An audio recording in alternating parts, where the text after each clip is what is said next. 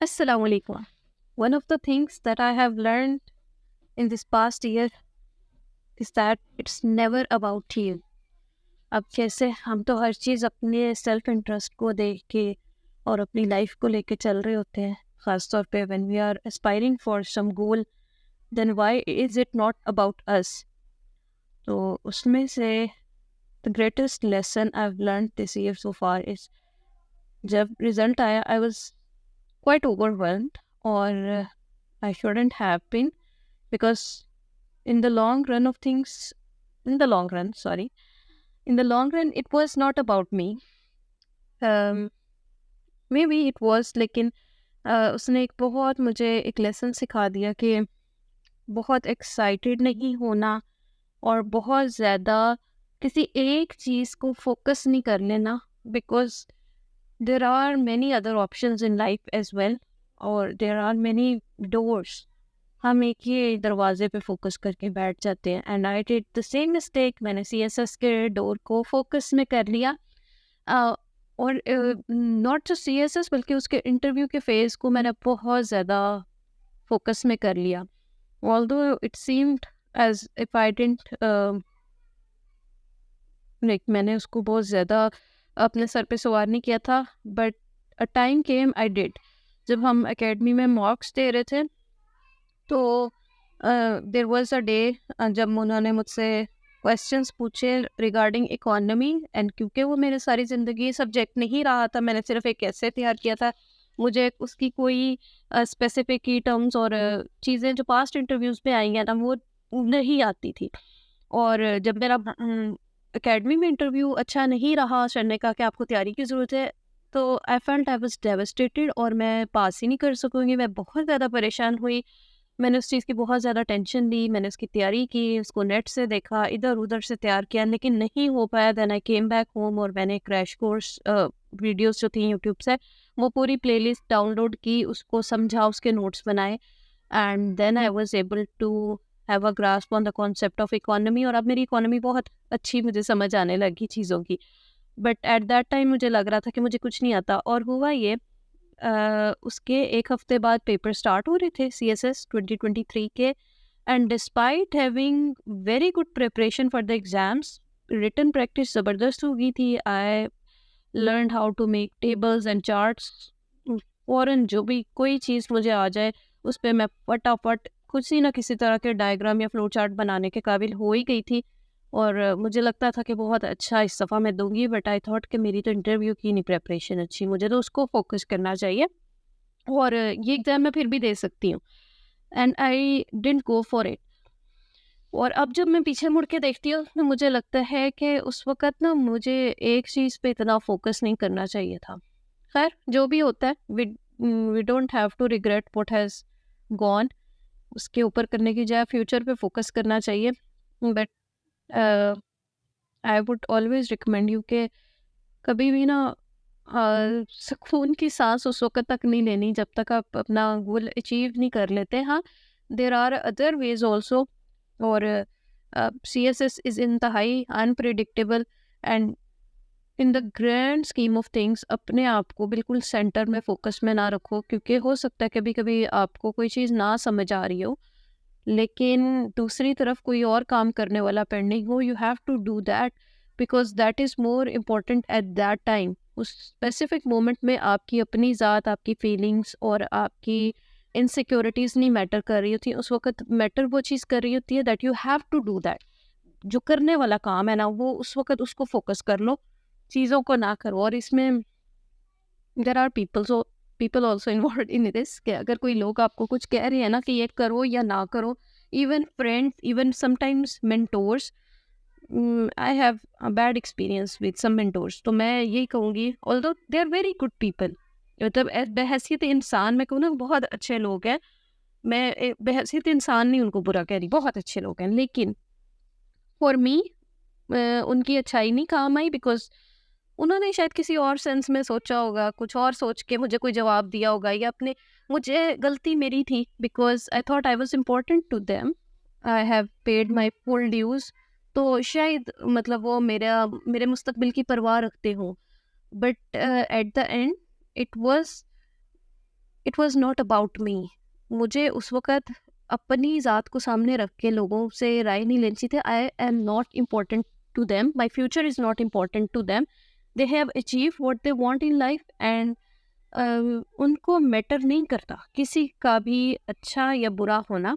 Although they didn't mean to be bad to me, उनके मकसद बिल्कुल भी मुझे नुकसान पहुंचाना नहीं था, but I learn a lesson के लोगों से ज़्यादा सवाल ना करें। अपनी जो आपका दिमाग आपको कभी कभी मशवरा दे रहे होते हैं ना, sometimes we just want some endorsement on it. हम लोगों से कहते हैं कि हमें गाइड करें, आप बड़े हैं, आप सीनियर, आप एक्सपीरियंस्ड हैं, आप हमें जो कहेंगे ना हम वैसे कर लेंगे। और वो लोग आपके शूज़ में नहीं है, दे डोंट नो योर हालात और उनको आप बता भी दें तो वो नहीं, वो चीज़ नहीं आपको उस तरह का मशवरा दे सकते। सेकंड, मेंटोर्स के बाद फ्रेंड्स आते हैं, फ्रेंड्स को भी ना फॉलो करें। फ्रेंड्स के पास बहुत हो सकता है टाइम हो, बहुत उनके पास आने वाले अटेम्प्ट्स हों, ईयर्स हों उनके पास करने के लिए कुछ, उनके पास उनको पता हो कि शायद वो ज़्यादा अच्छा परफॉर्म कर सकेंगे अगली किसी अटेम्प्ट में, तो उनको ऊपर डिपेंडेड होके अपना बिल्कुल भी ना सोचें। मुझे अब ये चीज़ ज़्यादा फील होती है because when aspirants some of them contact through YouTube, तो वो मुझे ना ऐसे क्वेश्चंस करते हैं जो सिर्फ उनको उसका आंसर पता होता है, उनका बैकग्राउंड उनको पता है, मुझे नहीं पता। मैम मैं इस साल अटेम्प्ट दूँ या ना दूँ, मेरे फ्रेंड्स कह रहे हैं ना दो और मेरे फलां टीचर कह रहे हैं दे दो। तो मुझे I felt it necessary to talk about what I went through. मैंने पूछा था और मैंने मैंने एक नहीं 2-3 लोगों से पूछा, और उन 2-3 लोगों ने उस वक़्त जो मुझे मशवरा दिया वो खुद बुरे नहीं थे। I am telling you that again, वो बहुत अच्छे लोग थे, इस वजह से मैंने उनसे मशवरा लिया, लेकिन दे were not in my shoes, उनको नहीं पता था कि मेरी सिचुएशन क्या है, ठीक है? तो इसलिए किसी से अपने डिसीजंस अगर लेने हैं ना, तो अपनी डिसीजंस खुद बनाना सीखें। Now when I see back, तो मुझे लगता है कि मुझे ना बहुत सारी चीज़ें लोगों से पूछने की ज़रूरत नहीं है, मैं पूछे बगैर करती हूँ। If I have to start something, if I have to like change the course of my studies, change my subject, मैं नहीं पूछूंगी। I will try to comprehend my self. जब मैं लोगों के इंटरव्यू सुन लिए, उसमें से अपने लिए पॉइंट्स निकाल लिए, उसमें से अपने लिए निकालनी चीज़ें कि हाँ मेरे पास क्या अवेलेबल रिसोर्सेज है, मेरे पास क्या अवेलेबल रास्ते हैं, और उसमें से फिर अपना कोर्स डिसाइड करो कि मैंने आगे कहाँ जाना है, मैंने लाइफ में आगे क्या करना है। हाँ, फ़ायदा होता है लोगों की बातें सुन के, लेकिन लोगों से अपने लिए स्पेसिफिक मशवरा, बिकॉज उनके मशवरे they are not specifically for you. In the grand scheme of things आपकी अपनी ज़ात एक ज़र्रा बेनिशान है, इसकी कोई हैसियत नहीं है। इवेंट्स अपना कोर्स लेते रहेंगे, दुनिया चलती रहेगी, सारा कुछ होता रहेगा। सो आप अपनी ज़ात को इतनी इम्पोर्टेंस देके ना एक रास्ते में खड़े हो जाओ। समटाइम्स इट हैपन्स कि आप एकेडमी जा रहे हो, you think you are very important, आपके इर्द गिर्द ही सारा कुछ घूम रहा है। It's very important because you are there. कोई लेसन है, कोई टीचर कुछ पढ़ा रहा है, कुछ समझा रहा है, because you are there, you are very important. आपकी अपनी ज़ात, अगर किसी ने डांट दिया है, किसी ने थोड़ा सा भी कह दिया कि भाई आप नहीं कर सकते, क्या करोगे, आपकी तो ग्रामर ऐसी है, आपने तो ये चीज़ें ऐसे कर ली हैं, तो आपको लगता है बस भाई मैं गया क्योंकि इसने मुझे ही कह दिया। भाई उसने एक जनरल बात की है, मेंटोर्स कहते रहते हैं, उससे कोई फ़र्क नहीं पड़ता। और अगर पड़ता भी है ना, अगर कोई टीचर कह भी दे कि आप नहीं कर सकते, तो उसको पॉजिटिव ले लो, बिकॉज़ दुनिया में बहुत कुछ है और भी चीज़ें हैं जिस पे आप एक्सेल कर सकते हो, बहुत अच्छा कर सकते हो। Sometimes when a person comes and says कि आपकी इस बात की वज़ह से ना मुझे बड़ा फ़र्क पड़ा, I was going to take that wrong decision, लेकिन आपकी बात सुन के ना मैं सोच में पड़ गया हूँ। तो मुझे एहसास होता है कि like there were things which were not important, जिनके पीछे मैं अपना एनर्जी और टाइम वेस्ट कर रही थी, उनके ऊपर ब्रूड कर करके। The important thing is to look forward in life. जब आप समझ लेते हो ना आपकी ज़ात इम्पॉर्टेंट नहीं है, इट्स नॉट अबाउट यू। कोई नेगेटिव कह दे, कुछ कुछ अच्छा कह दे, कोई काम से आपको रोक दे, it's not about you, it's about them. मुझे किसी ने ठीक मशवरा नहीं दिया, it was about them. It was not about me. मैंने वो मशवरा गलत ले लिया, इट वाज़ माय फॉल्ट। लेकिन उसके बाद जो भी कुछ होता जाएगा ज़िंदगी में, उसको लेके नहीं बैठ जाना। अगर किसी ने मुझे नेगेटिव कह दिया, इट्स नॉट अबाउट मी। अभी भी ना कुछ लोग हैं जो मुझे मिलते हैं ना, सो 1-2 जगहों पे ऐसे हुआ कि कुछ लोगों ने ना तारीफ़ की कि आपका तो नॉलेज बहुत होगा, आपने सीएसएस कर लिया है। मैंने जैसे इंसान कहता है कि अब आपको चीज़ों की समझ आ गई कि आपने तो सिलेबस से गो थ्रू है, knowledge is something else. Knowledge में बहुत सारी चीज़ें आ जाती हैं। नॉलेज में आपको अल्लाह ताला की मार्फत आ जाती है, कायनात का निज़ाम समझना है। नॉलेज तो एक बहुत वास्ट चीज़ है ना, नॉलेज तो कह लो बहरे बेकरार हैं जिसको आप समझ ही नहीं सकते। हर शख्स के ग्रास में नॉलेज भी नहीं होता, ये तो अल्लाह ताला देते हैं। तो सीएसएस की जो पढ़ाई है, हाँ, उसमें डिसिप्लिन बहुत ज़्यादा है। उसमें एक 12 सब्जेक्ट्स का सिलेबस है। सो आई वाज़ थिंकिंग फिलोसॉफिकली, तो मैंने उसी सर्च पे उसको रिप्लाई किया कि नहीं, मैं ये बात नहीं समझती कि नॉलेज बहुत ज़्यादा हो जाता है। सीएसएस में गिवन सिलेबस है और एक्स्ट्रा नॉलेज नहीं, मतलब उसमें एक स्पेसिफिक एक सिलेबस है जिसका नॉलेज होता है। नॉलेज तो हर उस शख्स का होता है जो किताबें पढ़ सकता है।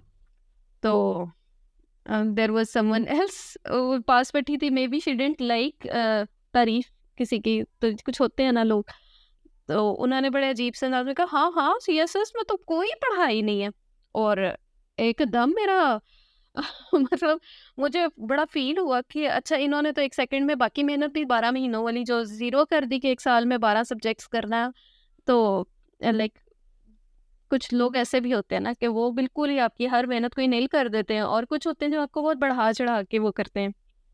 तो लेकिन उसी वक़्त मैंने ख़्याल आया कि this is because this person ही doesn't want to listen any good thing about me या एनीवन एल्स। तो ये उसकी अपनी सोच है जो इस तरह कर रहा है। और जो शख्स आपकी तारीफ़ कर रहा है या मतलब उसको यानी कोई फ़ायदा नहीं मेरे से कि बिला वजह तारीफ़ करे, लेकिन ये उसकी अच्छाई है कि उसने एक चीज़ को एक्नॉलेज किया आपके।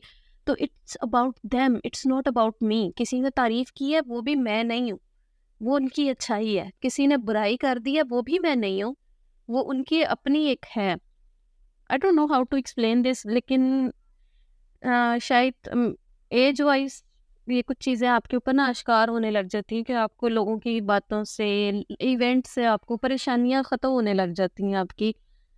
और मुझे बस यही लगता है कि एक अल्लाह ताला ने ना एक निज़ाम बनाया है, एक दुनिया चल रही है, और इसमें सारा कुछ प्री प्लान्ड हो रहा है।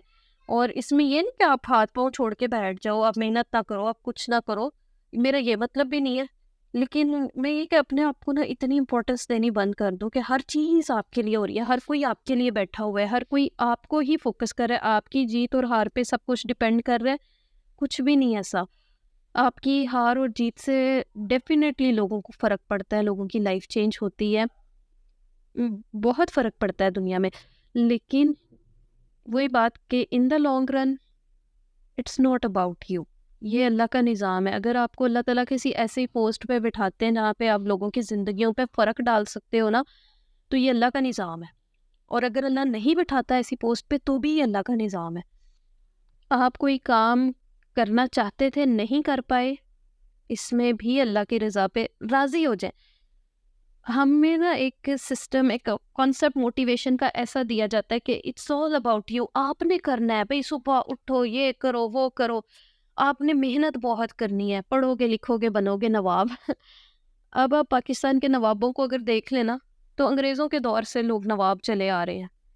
तो लाइक एक सिस्टम था, कुछ लोगों का एक सिस्टम होता है, वो सिस्टम में रहते हुए वो नवाब बन जाते हैं। कुछ लोग मेहनतें करते हैं, कुछ लोग अपना प्रोफेशन चेंज कर लेते हैं। लेकिन ऑलवेज इट्स नॉट अबाउट मेहनत। लक फैक्टर भी बहुत ज़्यादा होता है चीज़ों में। अल्लाह ताला की ज़ात पे भरोसा भी बहुत कुछ होता है। और अगर अल्लाह की ज़ात पे भरोसा नहीं है ना, तो आप जितनी मर्ज़ी कामयाबियाँ हासिल कर लो, आप कुढ़ते रहोगे। मेरे मुल्क में ये नहीं है, हमारे लोग ऐसे नहीं हैं, ये नहीं है, वो नहीं है। बहुत सारी कमियाँ हैं, लेकिन अगर अल्लाह पे राज़ी रहना सीख लो तो आई वाज़ थिंकिंग, जब से ये सारा सिनेरियो हुआ है ना, अ, ग़ज़ा वाला और एवरीथिंग, तो मैं सोच में पड़ गई। और आई केम अक्रॉस, किसी ने ये बात की कि जो डिप्रेशन है या गम है ना, ये बहुत रेयर चीज़ है, और ये देते हैं अल्लाह ताला अपने नेक बंदों को। जितने नबी आए हैं उनकी ज़िंदगी में तकलीफ़ें और गम आए हैं, मोमेंट्स आए हैं शदीद गम के, शदीद तकलीफ़ों के। दिस दुनिया is not meant to be something of very comfort. तो जब हम अपने आप को सेंटर ऑफ अटेंशन समझते हैं ना कायनात की और हर चीज़ की, हमें ये लगता है कि हर चीज़ हमें सर्व करने में लगी हुई है।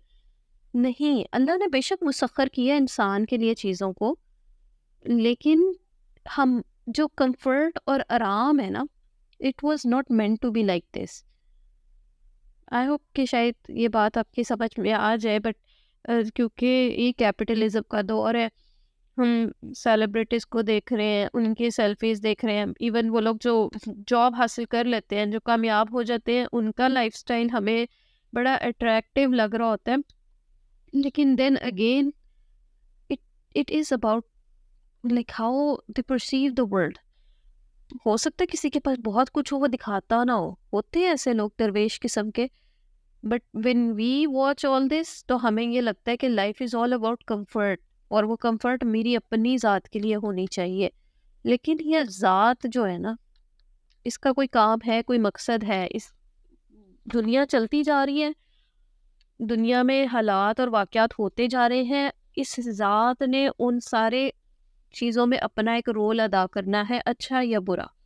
सो aspiring for bigger roles, aspiring for impact generation, ये बहुत अच्छी बातें हैं। बहुत अच्छे लाइफ में बड़े गोल होने चाहिए, ज़बरदस्त गोल्स होने चाहिए। इंसान छोटी मोटी टेंशनों से निकल आता है। आई विल ऑलवेज प्रेफर के इंसान इल्म हासिल करता रहे, अपने आप को अपनी सेल्फ ग्रूमिंग करता रहे, आगे बढ़ता रहे। ज़िंदगी में कभी रुकना नहीं चाहिए, बट एट द एंड उसकी अपनी ज़ात की इम्पोर्टेंस सिर्फ इस हद तक है कि वो इन the grand scheme of things वो एक छोटा सा पुर्जा है। उसने उसको अल्लाह ने कहीं फिट करना है, जहाँ पे उसका जो भी काम है छोटा या बड़ा वो लिया जाएगा उससे, और उसके ऊपर डिपेंड करता है कि अपना वो काम ठीक तरीके से कर रहा है या नहीं कर रहा। कंफर्ट और लेविश लाइफस्टाइल, ये तो बिल्कुल एक सेकेंडरी सी बात है। असल चीज़ ज़िंदगी का मकसद है। That's it. अस्सलाम वालेकुम।